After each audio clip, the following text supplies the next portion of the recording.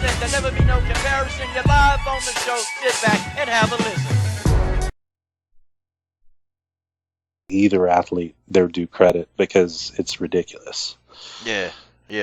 I'm with you on that aspect. Okay, I had a question now. So, see now, Valentina, she's got her fight looming. It's coming January the 28th, okay, against Julianna Pena. All right, what was Valentina's reaction when this fight finally happened? Realistically, she didn't care. She doesn't care. I mean, the moment that that Julianna decided, which again I think most I'm sure Julianna's fans. I'm sure there's some that are still saying, "Oh, she got what she wanted, or she should hold out, or why is she given a title fight?" I mean, originally back when all of this, we were delivered the message. All four athletes, from my understanding, were given the same message. Nunes was fighting Ronda, and Valentina was going to fight Pena. And the minute that came out, I mean, Pena went on the trail, on the blog trail, and was stating her case. But in reality, the case, the history was already set. The trains had already, the ship had sailed. The trains had already left the station. The only person that didn't get the memo or get the ticket was Julianna. So, I mean, again, we were ready for a 205. That's we were offered another fight. Before then, there was some circumstances that got the fight moved to 205. We were ready. We were literally all booked to go on the plane, to go on a PR tour, and she didn't sign, and we. So to answer your question, Valentina didn't even believe it. She's like, "I'll see it when I believe it." But wow. She signs, good. If not, I'll fight somebody else. Because at the end of the day, I think, you can just compare. You can kind of compare the history of the two athletes, and you have one has their credentials, and they think that I'm 4-0 or whatever. I guess that's what her record is in the UFC, and you have Valentina's credentials, and you stack them up, and then you stack kind of their accomplishments, their history, and also what they brought to the organization. And the UFC, they told us what they thought Valentina was going to do. Again, they may have told Pena what they thought the situation was. I'm not confident that she received that information as it was delivered, but that's for her side to know and for them to digest. But it doesn't matter now. They're going to fight. We'll see. We'll see if hopefully Valentina, she thinks she answered something here recently. Said, I'll see it when I believe it. When we're in there in the cage and the door shuts, I'll believe that we're going to fight, because the rest is all chatter. Okay. I mean, yeah, it's been a lot of talk, but I didn't even hear Julianna. She really didn't mention Valentina's name. She just kind of said, I don't understand why other people are ranked ahead of me. Now that's what she said, and she said it on a couple of podcasts. One being on the MMA Hour. I listened to that podcast for her, and I can understand. She's saying that she's, she feels like she's done more. To actually deserve the title shot. But see, here's where I've been heavily criticized, because I've been trying to tell people, listen, she can't get that title shot. She gonna have to fight. I said she's gonna have to fight. She either gonna have to, fight, I guess I said home, or she gonna have to fight the bullet. It's gonna be one of those two. And I kept saying, but of course, I'm the bad guy. I play the villain. Okay, I'm the villain. And people think that I'm just being mean, and actually I'm kind of looking at this, I'm like, well, I'm looking at the ranking system. I'm like, man, okay, well, she's ranked number 5, so who else is gonna fight? I mean, who else is she gonna fight? I mean, I didn't think they would just give her a title shot just like that. I mean, that's just me. Right. Well, again, I can understand part of it. I don't. At some point in time, you have to kind of come back down, to reality and look at things kind of and part of that, too, is your team.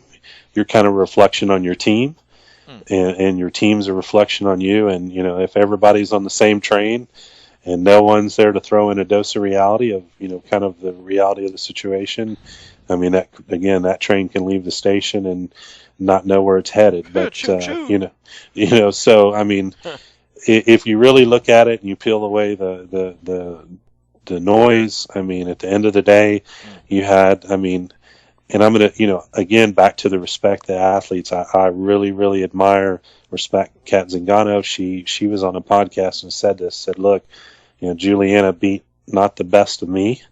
So, I mean, she didn't destroy me or anything. And really that win wasn't, that wasn't anything that was title worthy. I mean, and I'm going to paraphrase kind of what she said. She was on a podcast. Yeah, she did say that. So, me saying this, just really that win over Kat. I mean, that wasn't the best Kat. Kat Zingano at her best, she's going to be very tough.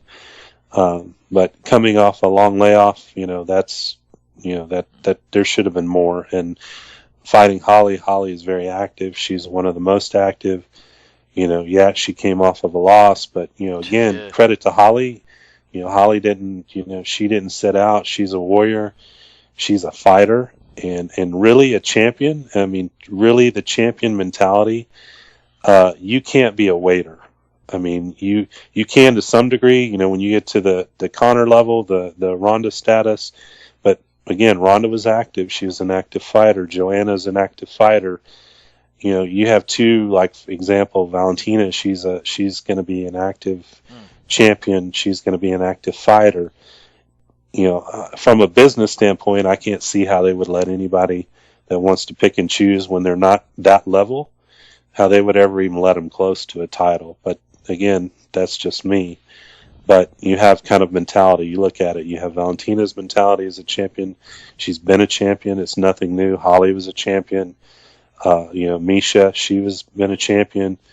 And, it doesn't matter if they had it in their hands for 1 second. You can't take that from any of those ladies. They were all champions. Julianna has never been a champion.